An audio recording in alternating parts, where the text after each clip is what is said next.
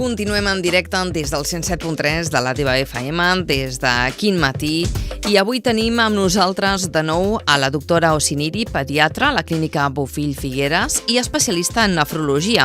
Recordem que la doctora Osiniri treballa des del 2007 realitzant estudis sobre l'ecografia pediàtrica clínica i formant també diferents professionals sanitaris a través de cursos de formació avançada en ecografia pediàtrica des del 2009.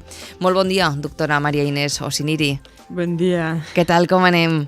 Bueno, bien. Ahora que entramos en periodos de gripe, con mucho trabajo. Doncs és el que toca, no? I avui em sembla que parlarem de l'asma, si no tinc mal entès. Así es lo que toca para hablar en invierno. I com podríem definir l'asma en els més petits, que suposo que és el mateix que amb els adults, no? Però avui, com ens centrem en pediatria i parlem dels peques, doncs parlarem de l'asma. Bueno, primero el concepto que el asma es una enfermedad crónica. Sí, es una enfermedad crónica que es la más frecuente de las enfermedades crónicas que ocurren en el niño. O sea que estamos acostumbrados a hablar de adultos asmáticos, pero esto se empieza a padecer desde el periodo de lactante. ¿Vale?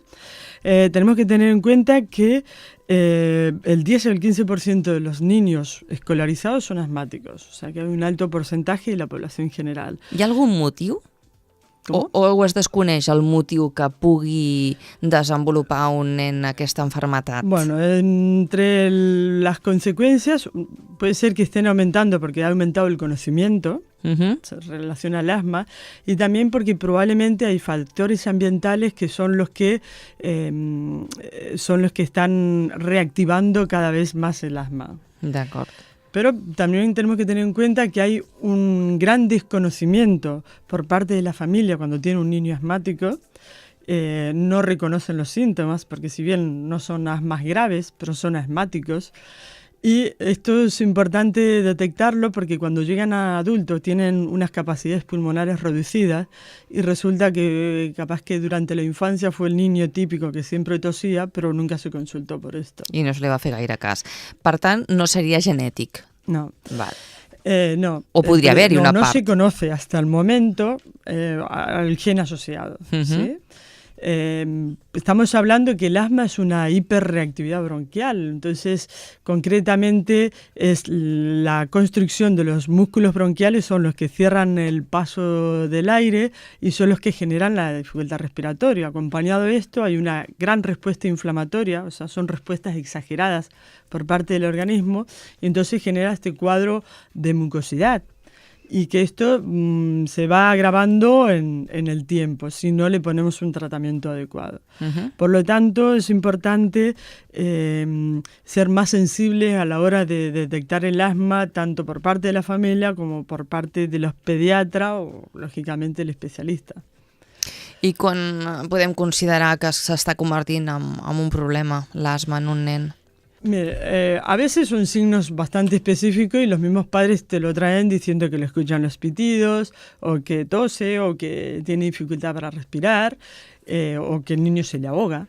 Entonces, estos motivos de consulta son bastante más fáciles de determinar y asociarlo con el broncoespasmo y con la posibilidad del asma.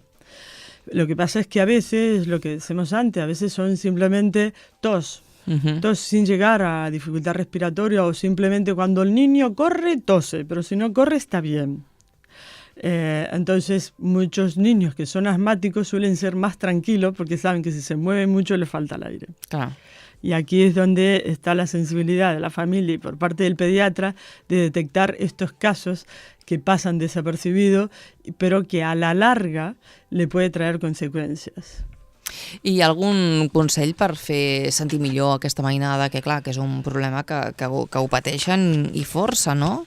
Bueno, primero tener en cuenta el diagnóstico, primero es realizar el diagnóstico del asma. Entonces, muchos padres cuando consultan que van con cuadros de bronquitis a repetición, dicen que me fui a tal médico y me dijo que era asmático.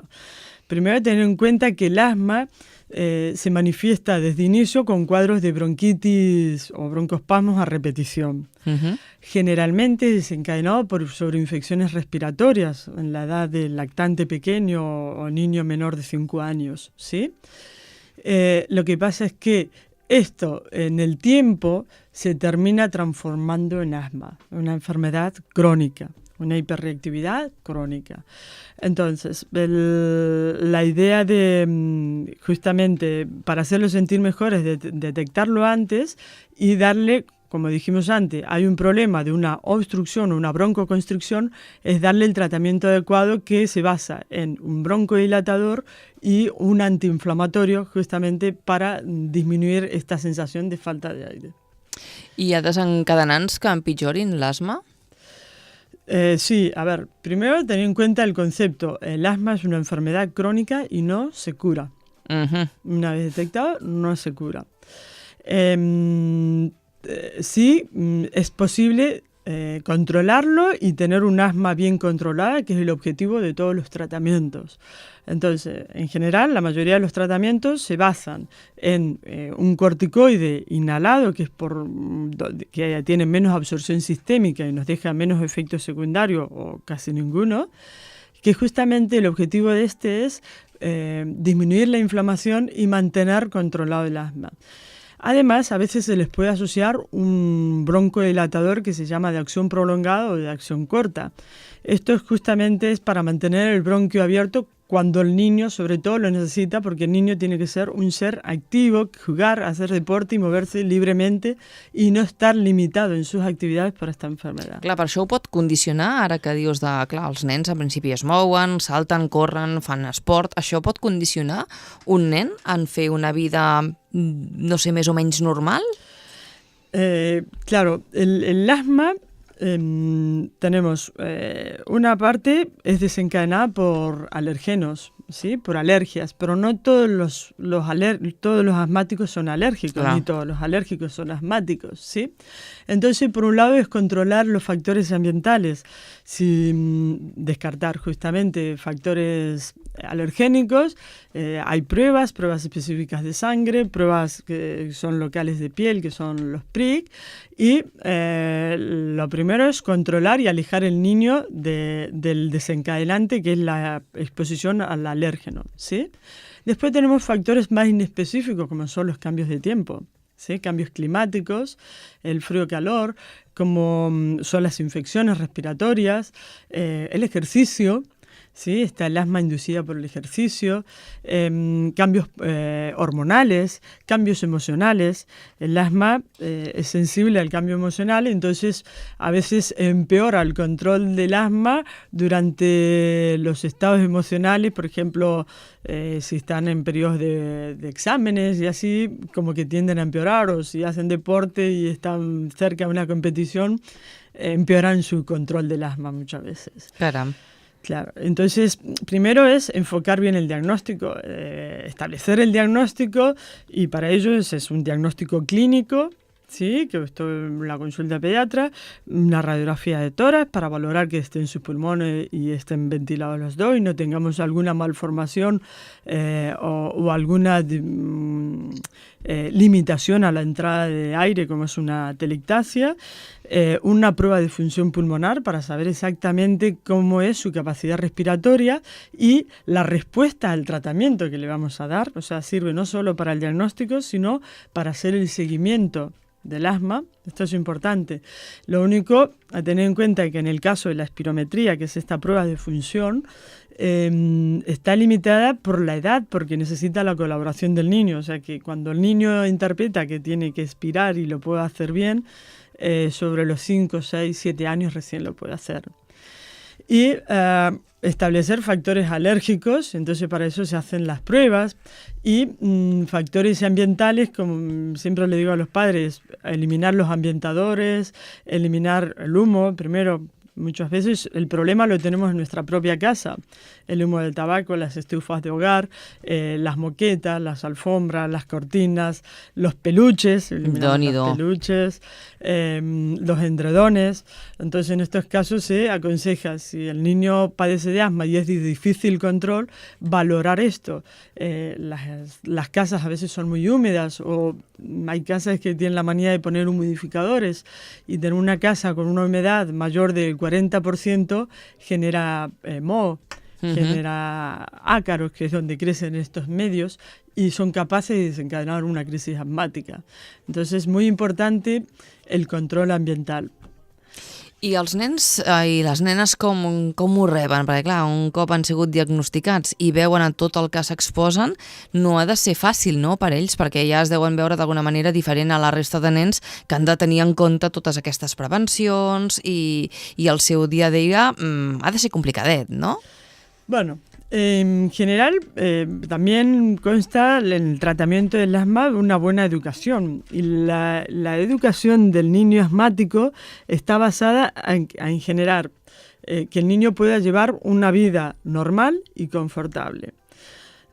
A veces esto cuesta entenderlo y tenemos recaídas, pero en principio el asma no tiene por qué limitar en las actividades si está bien controlado. Potser ha de ser més difícil per als pares, no?, que per la pròpia mainada.